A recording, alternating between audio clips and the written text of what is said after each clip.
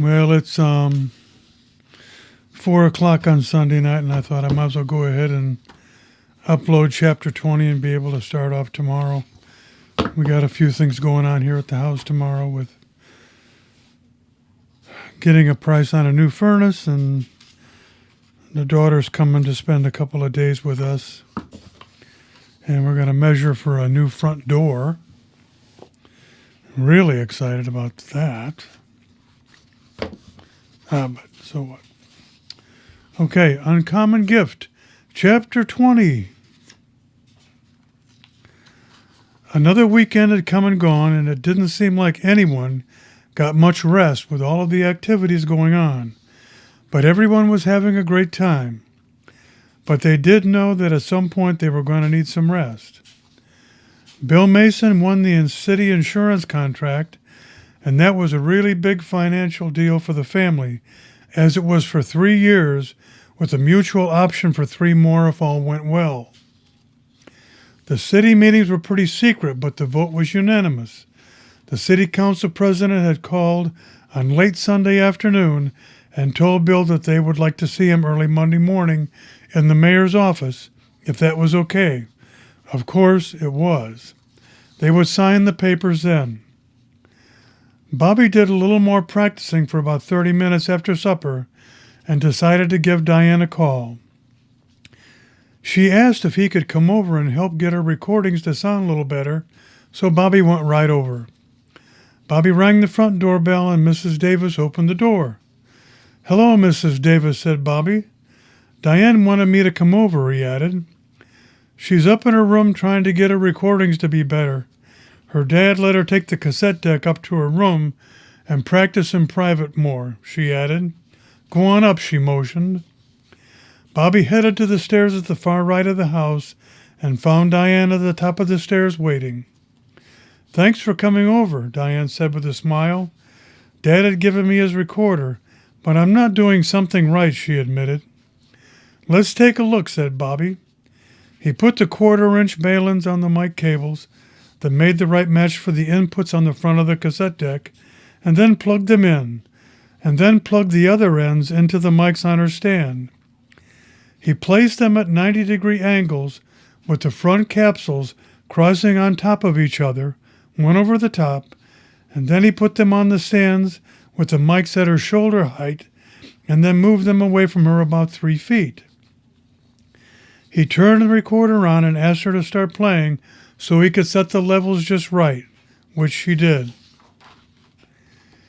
He moved the input control so the loudest peaks were just under 0 on the meters, and then just hit the record button, and the red record light came on, and he just let her play for a couple of minutes.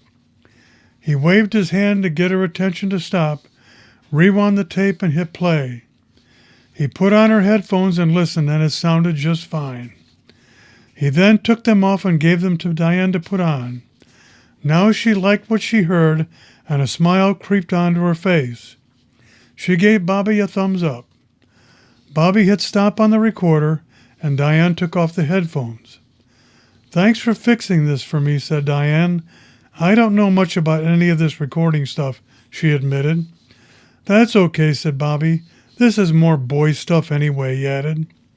"From now on, just turn this recording level knob so when you are recording, you don't go over the 0 mark on the meters. You should always be between -10 and 0 on the scale here."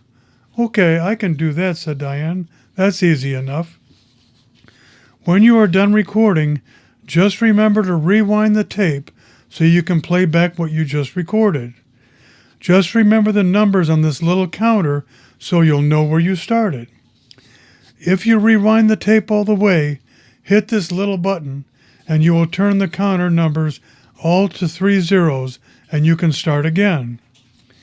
You can even record the tape over as it will erase what's on there once you hit the record button," Bobby added. "Are you going to get a stereo and some speakers, or just use your headphones all the time?" asked Bobby. "Well, Dad said he would get one for me if I wanted a system, but for now this is okay," stated Diane. "You could help me with that, right?" asked Diane. Whenever you are ready and your dad wants my help, I would be glad to go with you," added Bobby with a smile. "Are you going to practice some more?" asked Bobby. "Yeah, about another 30 minutes," said Diane.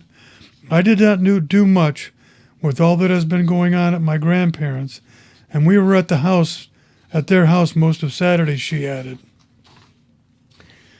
"I'm sure glad they're okay," said Bobby. "Listen, I'll see you at school tomorrow, okay?" With that, Bobby headed down the stairs and said goodbye to Diane's parents at the door and headed home. As he entered the front door, he told his parents he was going to get ready for bed as he felt tired. They said their goodnights and off he went. He wondered what new excitement was in store for the next week at school. One more week before spring break, and everyone was ready. Even the teachers were ready.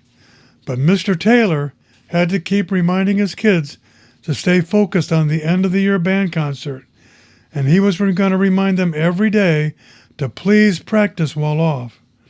All his kids said they would.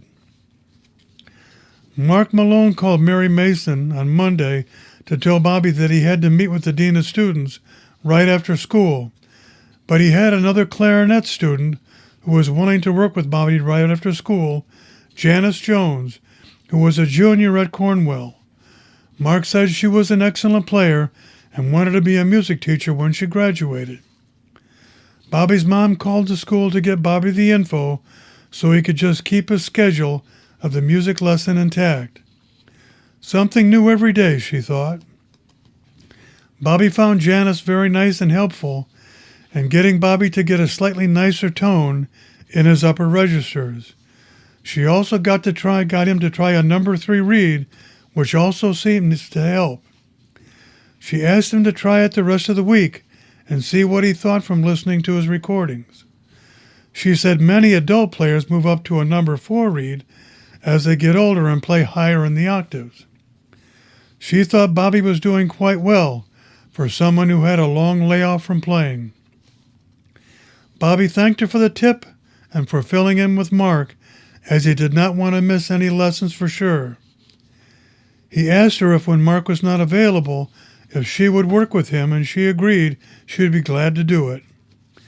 They said their goodbyes and Bobby headed home, feeling good about Monday. He would practice for a while after supper, but then take a rest, as baseball practice was tomorrow, and they had a game on Wednesday after school against their crosstown rivals. That would be fun.